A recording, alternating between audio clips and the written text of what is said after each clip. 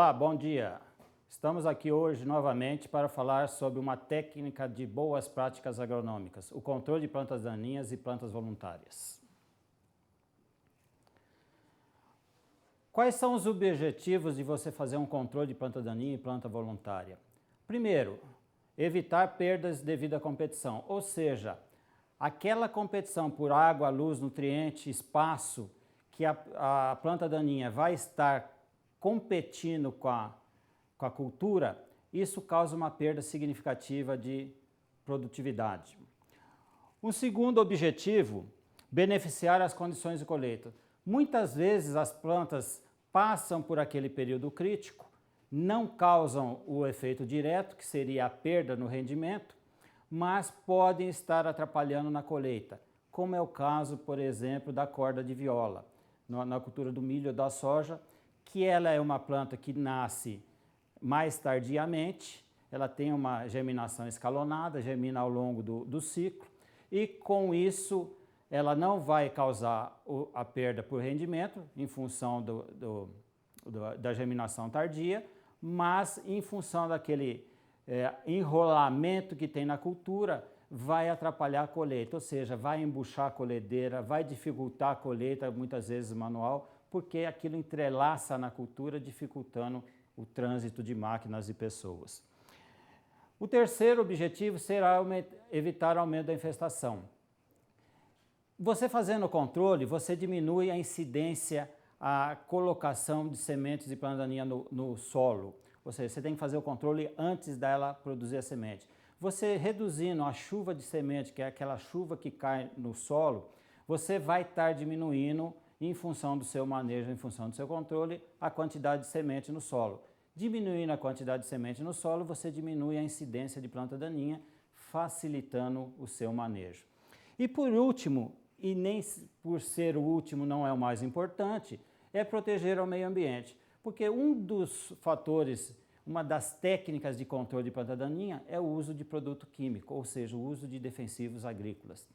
Então nós temos que tomar cuidado, porque como sendo um produto químico, ele tem possibilidades de estar contaminando o ambiente, tanto o ambiente que nós conhecemos, como próprias pessoas consumidoras e utilizadoras desse produto.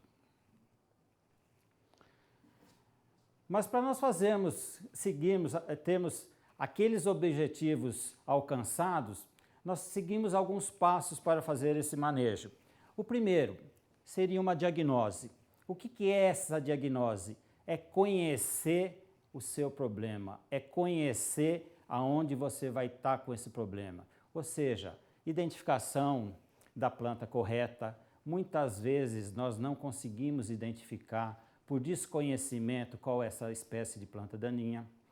Conhecer se na propriedade a área de produção está em declive, se há casas por perto, se há crianças por perto, porque quando nós trabalhamos com manejo, e das técnicas, como eu disse, é o químico, nós temos que ter o conhecimento de qual é o nosso problema, aonde nós vamos estar usando para evitar aquele problema de contaminação e riscos em função dessas técnicas.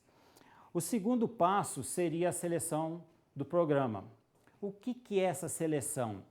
É saber se aqueles programas que você tem conhecimento que poderiam ser úteis, o químico, a capina manual, a cobertura de solo, se é economicamente viável dentro da sua propriedade. Quais são os sistemas de manejo que são empregados no seu sistema? Rotação de cultura, culturas antecessoras, culturas sucessoras. Que tipo de equipamento que nós temos na propriedade? Se eu quero usar um controle químico, eu tenho que ter um pulverizador com capacidade para utilizar aquele químico. Caso contrário, não adianta eu querer usar um químico se eu não tenho a forma de jogar ele na cultura para fazer o efeito desejado. Saber se aquele equipamento que nós temos, se a capacidade operacional dele é adequada com o tamanho da nossa propriedade, com a nossa área de produção. Porque muitas vezes o produtor compra plantadeira, mas não compra pulverizadores, quando nós trabalhamos com químico. e isso dá uma capacidade operacional para plantio muito maior do que a capacidade operacional de manejo de planta daninha, dando um intervalo, passando por épocas, períodos diferentes, crescimento de planta daninha diferente, resultados diferentes. Qual é o manejo cultural que nós utilizamos? Ou seja, sistema de plantio direto, qual a rotação que nós usamos, qual a cobertura de solo, isso tudo nós temos que entender para que façamos um programa de controle adequado. E depois disso daí, nós nunca podemos esquecer de avaliar os programas anteriores de controle, o pré-plantio que foi feito, a pós-colheita que foi feita, porque isso vai nos mostrar se haverá resíduo ou não para as culturas de sucessão. Um terceiro fator que nós temos que entender é, à medida que nós vamos selecionar um método de controle, nós temos que conhecer se esse método é efetivo, ou seja, se ele funciona para aquele problema que nós temos. Nós temos que saber se o método é consistente. O que é consistente? Como eu falei que geralmente a capacidade operacional do produtor em relação à pulverização, ela é menor do que o de plantio, nós temos que saber se essas épocas diferentes, se vai ser consistente o seu resultado. Se eu aplicar hoje, se eu aplicar amanhã, se eu aplicar daqui a um mês, se eu aplicar daqui a 3 meses, se ele vai ser igual. Se ele repete o resultado esperado. E se ele é flexível, não adianta ele só repetir o resultado, ele tem que ter a flexibilidade, como nós temos períodos grandes para fazer o manejo, a planta daninha ela não para o crescimento. Então nós vamos ter no início da aplicação uma planta daninha de um estágio pequeno, nós vamos ter no meio da aplicação uma planta daninha com estágio maior, no final da aplicação uma planta daninha com estágio maior ainda. Então esse produto que nós formos usar, ou esse método de controle que nós formos usar, ele tem que ser consistente, ele tem que ser efetivo em todo esse período. Caso contrário, você vai ter problemas no seu manejo. E aí, nós passamos por esses três escolhas, desses 3 fatores, vamos executar o programa que nós selecionamos. Aí vem o grande problema, né? Porque na execução nós podemos ter feito toda a seleção correta, mas a hora que nós fomos executar, nós executamos de forma errada. Como? Vou dar o exemplo do químico. Tempo correto de aplicação. Não adianta eu selecionar um produto, um defensivo, um herbicida para controlar a planta daninha e fazer a aplicação em temperaturas muito quentes, baixa umidade relativa do ar, a planta daninha vai estar estressada, não vai estar circulando água dentro da planta, não vai ter absorção adequada. O estágio correto da cultura, muitas vezes esses produtos, eles são de pós-emergência, nós vamos estar explicando um pouquinho lá na frente essa questão da pós-emergência, são produtos que são aplicados na planta, não no solo. Então, a cultura ela pode ter uma sensibilidade diferente. Quando mais nova, ela é mais sensível, quando mais velha, é mais tolerante. Então, isso nós temos que ter conhecimento, porque às vezes você aumenta a fitotoxicidade da cultura por aplicar em época errada. Equipamentos corretos. Não adianta eu ter um produto e aplicar com um equipamento que não é adequado. Como que nós vamos mostrar isso aqui? Por exemplo, vou usar um herbicida que a vazão que eu desejo aplicar ele no ambiente é em torno de 100, 150 litros por hectare. Eu pego uma ponta de pulverização ou um conjunto de pulverização que vai me jogar 300 litros por hectare, 400 litros por hectare, ou vai me jogar 50 litros por hectare. Aí é questão do equipamento. Então, se eu quero 150 litros, eu tenho que fazer uma aplicação com uma ponta de pulverização com 150 litros, que dê uma distribuição uniforme daquela forma que eu quero. Que o equipamento esteja calibrado. Não é só trocar a ponta, eu tenho que conhecer, eu tenho que saber calibrar esse pulverizador e mostrar que aquela quantidade de volume de água que eu quero jogar é aquela que está calibrado o meu pulverizador. E operados corretamente. Você recomenda para o tratorista, para a pessoa que está aplicando em cima de um trator, você faz a 6 km por hora, ele não vê ninguém, faz a 8, a 10. isso modifica toda a calibragem do pulverizador, volume aplicado, quantidade de produto aplicado. Então, o grande problema hoje que nós temos não é na seleção, na escolha do método de controle, e sim a forma que nós usamos o método de controle. Quais que são esses métodos? O preventivo, que é o que eu considero o principal, que é evitar a introdução e disseminação de planta daninha. Você maneja aquelas plantas que você não conhece, que você sabe que são problemas, no nosso caso atual, buva, amargoso, capim amargoso, plantas daninhas resistentes a um determinado herbicida, e dificulta a entrada dela na área. Dificultando a entrada, você diminui a incidência de sementes no solo, facilita o controle futuro. O segundo método é o método cultural, que é aquele método onde nós trabalhamos a cultura para que a cultura sobressaia sobre a planta daninha. De que forma? Trabalhando com espaçamentos mais reduzidos, você diminui a incidência de luz, você facilita a absorção de nutrientes pela cultura. Plantio direto, cobertura de solo, você tem uma palhada eliminando aqueles fatores da palhada em efeito na cultura, mas que ele tenha o efeito sobre a planta daninha, diminuindo a incidência de plantas daninhas e aí facilitando o seu controle futuro. O mecânico é aquele método que já mais utilizado na época do plantio convencional, mas onde nós usávamos enxadinhas em solo preparado. E segundo o professor Fleck, né, quais são os mecanismos que facilitam esse controle mecânico? É o enterrio. O que é isso?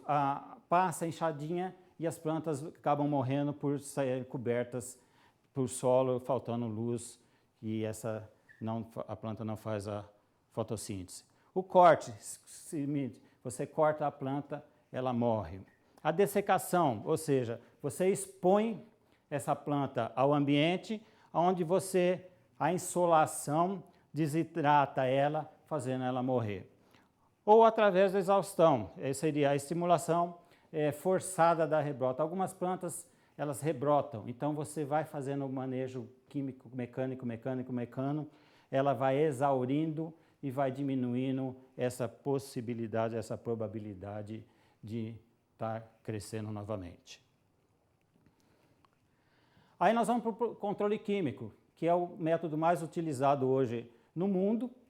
E lembrando que esse químico, esse herbicida, ou esse defensivo, né, ele para ser comercializado, ele passa por um aspecto regulatório, aonde o Ministério da Agricultura, o IBAMA, o Ministério do Meio Ambiente e o Ministério da Saúde, a Anvisa, os três ministérios avaliam esse produto, liberam ou não para comercialização, e esses produtos, para ser comercializados, eles têm que estar ainda cadastrados nos estados. Caso contrário, não se pode utilizar esses produtos. Esses herbicidas que nós utilizamos, eles são classificados de várias maneiras. A primeira que eu vou comentar aqui com vocês seria a classificação segundo a seletividade. Por que é isso importante? Porque são aqueles herbicidas que são seletivos ou não seletivos. Os seletivos são aqueles que nós podemos aplicar na cultura e a cultura não vai sofrer com a aplicação dela. E o não seletivo seriam aqueles herbicidas que você aplica na cultura, a cultura acaba sentindo. São mais conhecidos como os dessecantes. Segundo, a ação de contato e ação sistêmica. Os herbicidas eles podem ter ação sistêmica, que é aquela ação que o produto precisa entrar na planta para fazer efeito. E o de contato é onde ele tem aquela sobreposição na planta, e aquela sobreposição, aquele produto externamente já é o suficiente para que faça o efeito necessário para o controle dessa planta daninha. E a classificação quanto à época de aplicação, como eu falei lá atrás. Esses herbicidas eles podem ser de pré-emergência, pós-emergência e pré-plantio incorporado. Pré-plantio incorporado praticamente está fora do mercado, por causa de algumas características físico-químicas do produto. Ele tinha que ser incorporado imediatamente ao solo por causa de perdas por volatilização, principalmente. Os pré-emergentes são aqueles que são aplicados no solo, não precisam ter a cultura, e os pós-emergentes são aqueles que são aplicados na planta. São herbicidas mais específicos e geralmente que se utilizam doses menores. Os herbicidas seletivos, eles podem ser aplicados via foliar ou solo. E aí nós temos alguns exemplos. Eu não vou me ater muito a isso não, mas o importante é mostrar para vocês que tanto seletivo como não seletivo, ele pode ser aplicado tanto no solo como na planta. E isso vai em questão, se eu trabalhar com herbicida pré-emergente e o pré-emergente for da planta daninha, e ele for um herbicida seletivo, ele pode ser aplicado na cultura crescida, entretanto, não pode ter planta daninha emergida. Nesse contexto de controle químico, nós temos tendo problemas sérios em relação à resistência de plantas daninhas. Ou seja, nós estamos utilizando produtos de forma equivocada, em formas seguidas, com o mesmo ativo, com o mesmo modo de ação, selecionando plantas que são difíceis de controle com aqueles produtos a qual elas foram selecionadas. São problemas seríssimos. Hoje, nós podemos falar o capim amargoso é um dos casos. Lembrando que, não controlando essas plantas, elas podem se tornar hospedeiras intermediárias de insetos, pragas e doenças. E com isso, teu custo de produção acaba aumentando. Com a introdução dessas plantas transgênicas, tolerantes a herbicidas, nós começamos a ter alguma seleção de plantas voluntárias. O que são plantas voluntárias? Já são plantas conhecidas há muito tempo, só que numa proporção antigamente pouco menor. Por quê? Sobrava um milho na soja, os herbicidas graminicidas controlavam, porque já vinha sendo utilizado de forma corriqueira. Entretanto, quando você tem uma tolerância de herbicida da soja semelhante à tolerância de herbicida para o mesmo herbicida no milho, você não pode mais utilizar, esse herbicida que você vai utilizar na cultura, ele já não faz efeito mais para essa outra cultura que é a planta voluntária. Então, com isso, tem aumentado o nosso custo de produção. Essas plantas voluntárias são extremamente importantes e estão sobrando no campo. Se sobra planta de milho no campo, ela passa a ser hospedeira de pragas de milho. Se sobra soja, ela passa a ser hospedeira de pragas e doenças de soja. E isso vai infestando cada vez mais a cultura principal, dificultando o manejo e encarecendo a produção. E lembrando que, em função de tudo isso, principalmente da utilização de químico, a tecnologia de aplicação, como nós já falamos lá atrás, o grande foco, o grande problema nosso é a forma que nós utilizamos os métodos de controle. E quando nós utilizamos com químico, o que vai nos dizer se nós estamos utilizando corretamente ou não é a tecnologia de aplicação. Que a tecnologia de aplicação nada mais é do que você empregar todos os conhecimentos científicos que proporcionem a correta colocação, ou seja, você vai jogar aonde você quer. Que ele atinge em quantidade necessária. Além de estar no local correto, ela vai chegar na dose que você quer, no volume que você quer. De uma forma econômica, que ela seja viável economicamente e com o mínimo de contaminação. É isso que nós esperamos de uma tecnologia de aplicação, é isso que nós esperamos quando nós fazemos um controle de planta daninha. Que nós tenhamos uma correta colocação, uma quantidade necessária, uma forma econômica e um mínimo de contaminação. Com isso, o que o controle resulta para nós, né? O controle de planta daninha. Primeiro, a quebra de ciclo de hospedeiros. Lagarta do cartucho, nematóide e vários outros como exemplo.